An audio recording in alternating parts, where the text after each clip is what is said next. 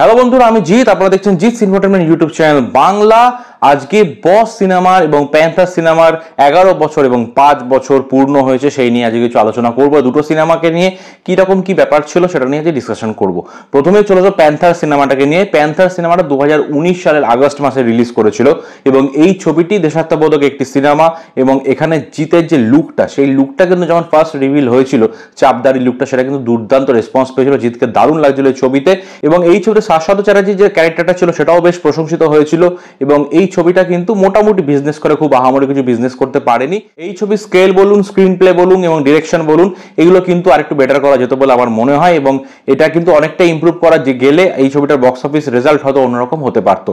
এই ছবিটা কিন্তু 5 বছর কমপ্লিট হলো এবং এটার শোনা যাচ্ছিল নাকি সিকুয়েল আসতে পারে। সিকুয়েল এলো, আমি বলবো যে ভালো স্ক্রিপ্ট এবং ভালো ডিরেক্টর নিয়ে সেই সিকুয়েলটা করা উচিত বলে আমার মনে হয়। এবং যেহেতু প্যান্থার ছবিটা সেরকম ভাবে বক্স অফিসে সাফল্য পায়নি, লোকের মনে সেরকম ভাবে গাঁথেনি, সেই কারণে কিন্তু এর সিকুয়েল করাটা খুব একটা বুদ্ধিমানের কাজ হবে না। এরপরে আসবো বসকে নিয়ে। বস ছবিটা কিন্তু একটা দুর্দান্ত ছবি ছিল এবং এই ছবিটাকে নিয়ে কিন্তু অনেক ইতিহাস আছে, অনেক রেকর্ড আছে।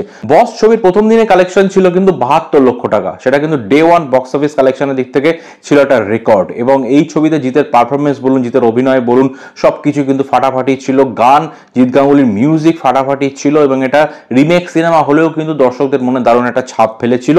এটা মহেশ বাবুর বিজনেসম্যান সিনেমার অনুকরণে তৈরি, কিন্তু এই ছবিটা কিন্তু আলাদা একটা ইম্পর্টেন্স ছিল, আলাদা একটা গুরুত্ব ছিল। এই ছবিটাকে লোকে কিন্তু দারুণভাবে পছন্দ করেছে। এবং এসবিএফ থেকে বেরিয়ে জিৎ যে এত বড় একটা ওপেনিং দিয়েছে, এত বড় একটা হিট দিচ্ছে, সেটা কিন্তু এসবিএফ এর জন্য কিন্তু একটা ভয়ের বিষয় হয়ে দাঁড়িয়েছিল।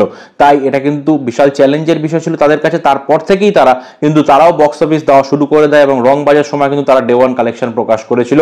যাই হোক, তো মোদ্দা কথা হচ্ছে এসবিএফ কে কিন্তু অনেকটাই টলিয়ে দিয়েছিল জিদ্দার এই বস সিনেমাটা। এবং এর টোটাল বক্স অফিস কালেকশন হয়েছিল প্রায় 7 কোটির কাছাকাছি। এবং এই ছবিটা কিন্তু বক্স অফিসে সুপার ডুপার হিট ঘোষিত হয়েছিল।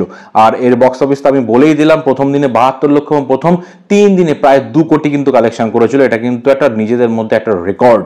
আর বস ছবির ইম্প্যাক্ট যদি বলেন, বসের পরে কিন্তু বস সফল হয়েছিল বলেই বস 2 হয় 2017 সালে। এবং বস 2 কিন্তু বাংলাদেশ এবং ভারতবর্ষ মিলিয়ে অল টাইম ব্লকবাস্টার হয়েছিল। ভারতের থেকে বাংলাদেশে এটা বেশি বিজনেস করে এবং সেই কারণে কিন্তু এটা ওভারঅল 10.5 কোটির মতো কালেকশন করে অল টাইম ব্লকবাস্টার হয়েছিল বস 2। সুতরাং বস ছবিটা কিন্তু দারুণ একটা ইম্প্যাক্ট ছিল জিতের ক্যারিয়ারে এবং তারপর থেকে জিতকেও বস বলে ডাকা শুরু হয় টলিউডে। তো এই দুটো সিনেমাকে নিয়ে এই আলোচনাটা ছিল। আপনাদের কি বক্তব্য এই দুটো সিনেমাকে নিয়ে? কারা কারা দেখেছেন, তাদের কেমন লেগেছে সেটা অবশ্যই কমেন্ট করে জানাতে ভুলবেন না। কোন সিনেমার নেক্সট পার্ট আপনারা চান সেটাও জানাতে ভুলবেন না। ভিডিওটা ভালো লাগলে চ্যানেলটি সাবস্ক্রাইব করে পাশে থাকবেন। দেখা হবে নেক্সট ভিডিওতে। বাই। অবশ্যই বেল নোটিফিকেশন বাটনটা প্রেস করে নেবেন। ধন্যবাদ।